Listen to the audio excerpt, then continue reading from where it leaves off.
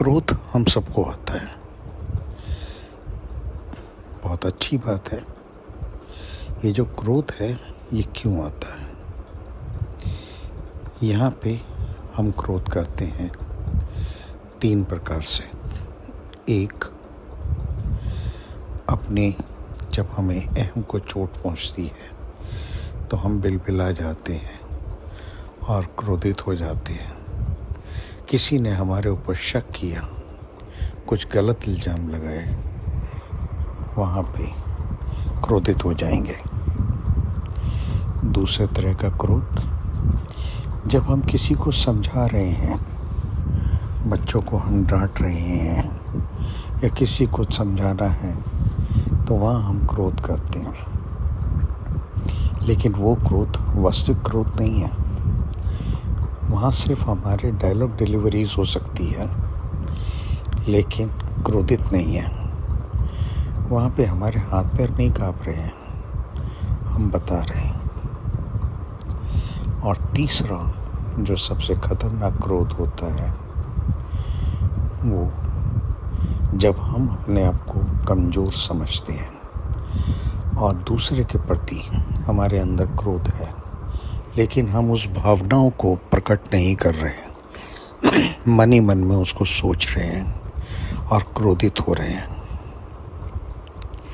क्रोध कोई भी हो, परेशान तो करेगा ही करेगा।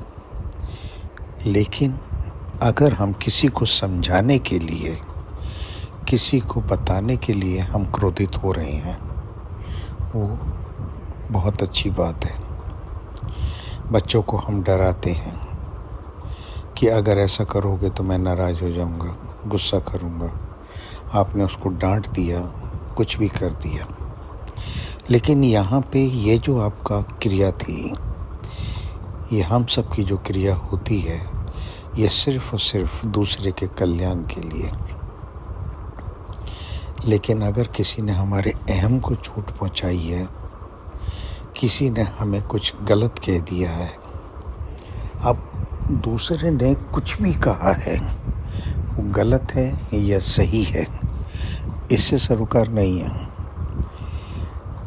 वो उसकी सोच थी, उसने किस नज़रिए से देखा, वो उसकी सोच थी।